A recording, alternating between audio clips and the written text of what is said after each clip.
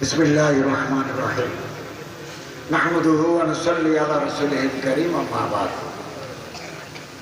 জামিয়া জমিরুদ্দিন আল ইসলামিয়ার ব্যবস্থাপনায় আয়োজিত আজকে এই মনোজ্ঞ সেমিনারে মহতরম সভাপতি আল মানাহিল ফাউন্ডেশনের সম্মানিত চেয়ারম্যান জনাব মৌলানা হেলাল উদ্দিন ইবনে জমিরুদ্দিন সিদ্দিক মালিকুম, নানুপুর মাদ্রাসার সম্মানিত প্রধান পরিচালক, ফিরোজশাহ কলোনি মাদ্রাসার সম্মানিত প্রধান পরিচালক, রাঙ্গামাটির জেলা প্রশাসক মহোদয়, টিআইজি মহোদয়, কাউখালী ইউএনও সেনা কর্মকর্তা বৃন্দ, অতিথি বৃন্দ, হযরত ওলামা ইকরাম, সুধীমণ্ডল, আল্লাহ তাআলার শুকরিয়া আদায় করি যে আজকের এই মোবারক অনুষ্ঠানে হাজির হতে পারলাম। আল্লাহ তাআলা তৌফিক দিলেন, আলহামদুলিল্লাহ। আমি এর আগেও এই মাদ্রাসায় এসেছি। এটা ব্যতিক্রমধর্মী মাদ্রাসা। দ্বীনি উলুমের সাথে কারিগরি এবং আধুনিক শিক্ষার সমন্বয় রয়েছে এই মাদ্রাসায়। এখানে আপনারা শুনেছেন তাফসীর বিভাগ আছে, ইসলামিক ফিকহ, ইসলামিক জুরিসপ্রুডেন্স, ফিকহুল ইসলামী বিভাগ আছে, দাওয়া বিভাগ আছে, আরবি সাহিত্য বিভাগ আছে, তাহফিজুল কোরআনের ব্যবস্থা আছে, দ্বীনি উলুমের শিক্ষা আছে। পাশাপাশি অন্ধদের জন্য ব্রেইল সিস্টেমে কোরআন, পবিত্র কোরআন কারীমের তালিম নেওয়ার সুযোগ আছে এবং এভাবে তারা পরিচালনা করে আসছেন। এবং চট্টগ্রাম বিশ্ববিদ্যালয় থেকে এলএলবি অনার্স করা শিক্ষক আছেন এখানে, অন্ধ।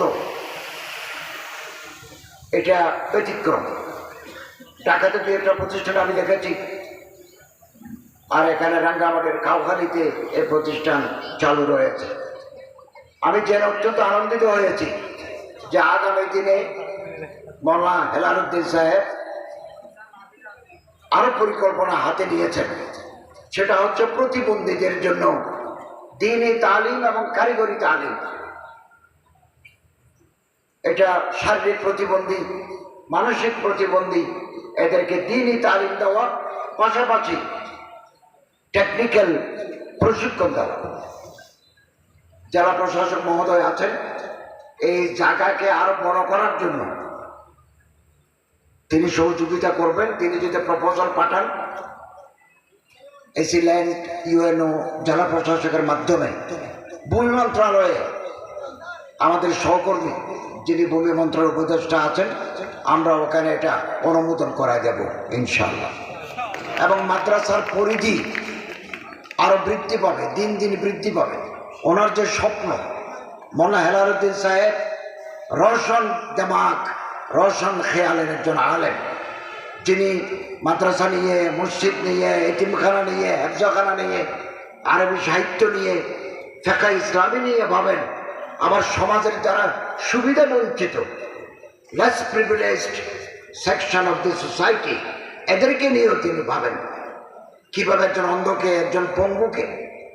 এবং ওনার যে মানাহিল ফাউন্ডেশন, আমরা দেখেছি কোভিড-19 সময় বাপ মারা গেলে ছেলেরা বাবার লাশ ধরে নাই, তখন তিনি শত শত জেলা প্রশাসন, জেলা পুলিশ অ্যাডমিনিস্ট্রেশনের মাধ্যমে তিনি এদেরকে দাফন কাফনের ব্যবস্থা করেছেন। এবং